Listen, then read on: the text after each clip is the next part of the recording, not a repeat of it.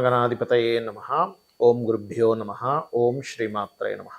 పరమేశ్వర స్వరూపమైనటువంటి జ్యోతిష, వాస్తు మరియు ఇతర అనేకమైనటువంటి శాస్త్రములను మనకు అందించినటువంటి మహర్షులకి నమస్కారం. హయగ్రీవ హయగ్రీవ హయగ్రీవేతి యోగధేత్తస్స నిస్సరతే వాణి జనుకన్యా ప్రవాహవత్ అరుణాం కరుణాతరంగితాక్షీం ధృతపాశాంకుశపుష్పబాణచాపాం అనిమాదిభిరావృతాం మయూకైః అహమిత్యేవ విభావయే భవానీ. శ్రీమాత్రే నమః. ప్రేక్షకులకి ఆ లలితాంబిక అమ్మవారి యొక్క అనుగ్రహం పరిపూర్ణంగా కలగాలని మనస్ఫూర్తిగా కోరుకుంటూ మనం ఈరోజు చెప్పుకోబోయేటువంటి టాపిక్ శని శుక్రుల యొక్క కలయిక. డిసెంబర్ మాసంలో 29వ తేదీ నుంచి జనవరి 28వ తేదీ వరకు, అంటే నెల రోజుల పాటు వాళ్ళిద్దరూ కలిసి ఉంటారు. అది ఒక యోగము, గుర్తుపెట్టుకోండి. ఇది జన్మజాతకంలో కలిసి ఉంటే ఏమిటి అనేటువంటిది కూడా నేను మీకు వీడియో ఎండింగ్లో చెప్తాను. కాకపోతే మనం రాసుల వారీగా చెప్పుకుంటున్నాం కాబట్టి శని శుక్రులు కనుక కలిసి ఉన్నట్లయితే గోచారంలో ఒక్కొక్క లగ్నం వారికి, అంటే మేషం నుంచి మీనం వరకు ఎటువంటి మంచి ఫలితాలు ఉంటాయి, ఎటువంటి విషయాల్లో జాగ్రత్త వహించాలి అనేటువంటి విషయాలు ఇప్పుడు మనం చెప్పుకుందాం. అయితే ఈ విషయాలు చెప్తుంది నేనైనప్పటికీ కూడా చెప్పిస్తుంది సాక్షాత్ లలిత అమ్మవారిగా భావిస్తూ ఒక్కొక్క లగ్నం తెలియని వారి రాశి నుంచి మనం తెలుసుకుందాం.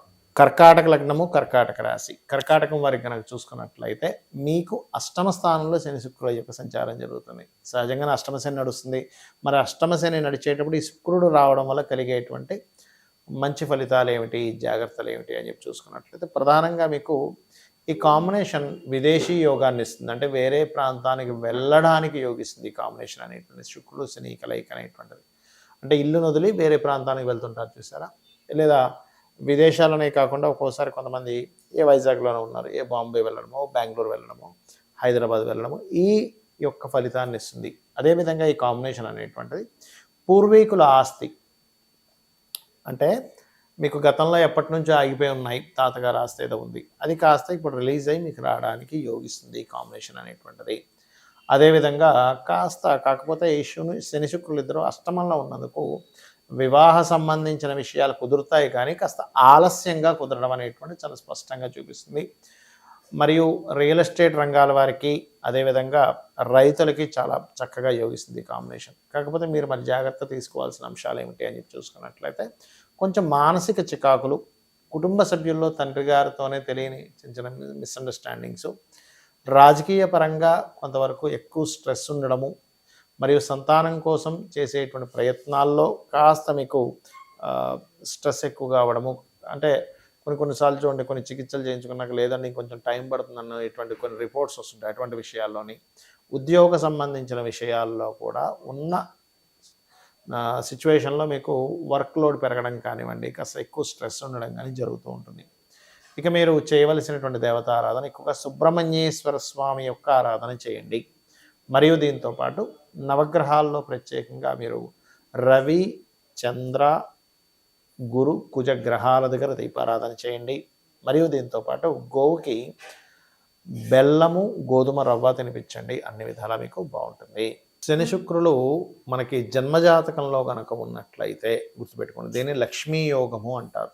అంటే కర్మకారకుడు ధనకారకుడితో, సహజ ధనకారకుడితో కలిసినాడు. సహజ కర్మకారకుడిని మనం సహజ ధన సప్తమకారకుడు, అంటే వివాహానికి కారకుడు అయినటువంటి శుక్రుడు సహజ కర్మ సహజ లాభకారకుడు అయినటువంటి శనితో కలిసి ఉన్నప్పుడు ఏం జరుగుతుంది అంటే, ఎవరి జాతక చక్రంలో అయినా ఈ కాంబినేషన్ ఉన్నప్పుడు 90% ఆఫ్ పీపుల్కి, ఎందుకు 90 అంటున్నానంటే 10% ఆఫ్ పీపుల్కి ఏమవుతుందంటే అది ఒక్కొక్కసారి పాపకర్తరిలో ఉంటుంది. అంటే శని శుక్రులు కలిసి ఉన్నారండి, కానీ రెండు అటు ఇటు ఇంకొక పాపగ్రహాలు ఉన్నాయి. అంటే ఎలాగా రవికేతువులు కానీ, లేకపోతే కుజుడు కేతువు కానీ, ఇలా కొన్ని పాపగ్రహాల మధ్యలో ఉన్నప్పుడు అది అంత ఫ్రూట్ఫుల్ ఇవ్వదు. 90% ఆఫ్ పీపుల్కి మాత్రమే అది ఈ పాపగ్రహాల పాపకర్తలు లేని వాళ్ళకి ఇస్తూ ఉంటుంది.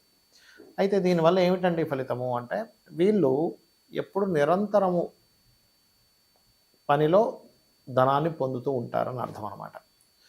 మరి ఏమంటే నాకు పాపకత్తెర లేదు, కానీ నాకు రావాల్సినంత నేను పొందలేకపోతున్నాను అని ఎవరైనా సరే సందేహం కలిగినట్లయితే ఇక్కడ మీరు ఒక విషయాన్ని చెక్ చేసుకోవాలి. ఏమిటది అంటే, మీ సెకండ్ లార్డ్ అంటారు, అంటే ధనాన్ని ఇచ్చే కారకుడు ఎలా ఉన్నాడు, ఆయన ఏమైనా పాపకత్తెరలో ఉన్నాడా, దాన్ని చెక్ చేసుకోవాలి.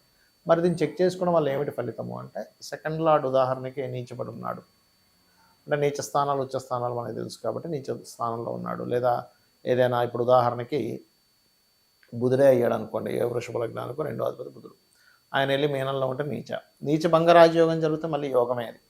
అలాగా ఎలా ఉన్నాడు అనేటువంటిది మొట్టమొదటిగా చూసుకోవాలి. రెండవది, మీరు ఉద్యోగం చేస్తున్నారా, వ్యాపారం చేస్తున్నారా, మీకు నడుస్తున్న మహాదశలు ఏమిటి? ఎప్పుడు కూడా ఒక కాంబినేషన్ ఫలించాలి అంటే మీరు చేస్తున్నటువంటి వృత్తి ఏమిటి? జాబ్ చేస్తుంటే ఓకే ఫైన్.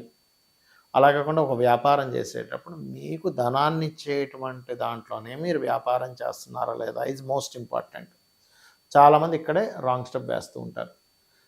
ఉదాహరణకి మీకు హోటల్ రిలేటెడ్ వాటిలో ధనయోగం ఉంది అంటే చంద్రుడు ఇస్తున్నాడు ధనయోగాన్ని, తెలియక ఏం చేస్తారు, హోటల్ పెట్టాల్సింది పోయి పెట్రోల్ బంక్స్ పెట్టుకోవడము, లేకపోతే ఇంకో సంథింగ్ స్కూల్ పెట్టుకోవడము, ఇట్లా చేస్తూ ఉంటారు. అందులో రాణించరు.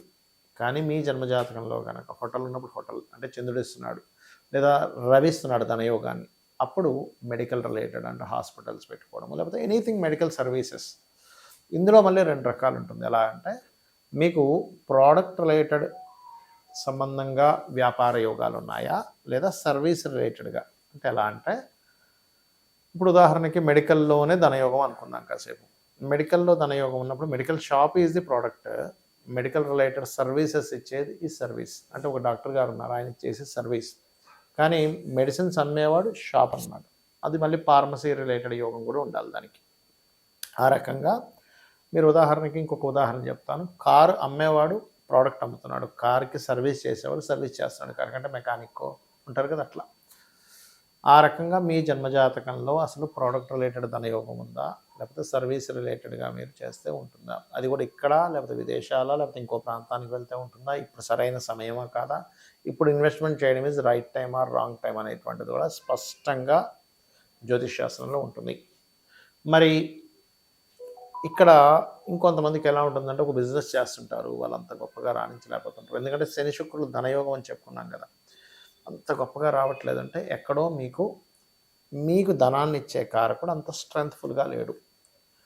ఉన్నాడు కానీ స్ట్రెంగ్త్ తక్కువగా ఉంది. అంటే అలాగా ఒక మన దగ్గర ఒక కారు ఉంది, కానీ అదంతా కొంచెం రిపేర్లో ఉంది. అప్పుడు ఎలా వెళ్తుంది, అది అలాగా వెళ్తూ ఉంటుంది. లేదా రోడ్డు బాగాలేదు, నార్మల్గా వెళ్తుంటుంది. కారు బాగుంది, రోడ్డు బాగుంది, నడిపేవాడికి డ్రైవింగ్ వచ్చి అంటే ఎలా అయితే 3 కలయిక అద్భుతంగా ఉంటుంది, అలాగే మీకు నడుస్తున్న మహాదశ, మీకు ఉన్నటువంటి ధనాధిపతి బాగుండడము, మీకు ఉండేటువంటి యోగము బాగా కలిసి అంటే అన్నీ బాగుంటాయి.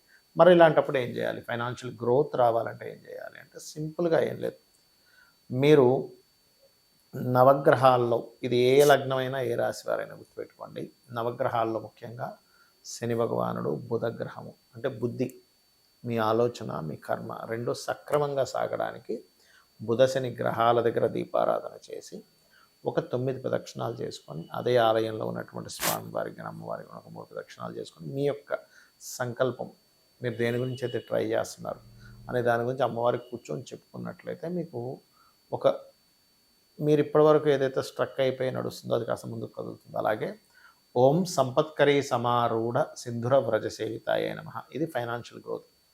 లేదండి నాకు బిజినెస్ గ్రోత్ రావాలి అని అనుకుంటే ఓం ఇంద్రగోప పరిక్షిప్త స్మరతూనా భజంగికాయై నమః అనేటువంటి నామస్మరణ చేసుకోవాలి.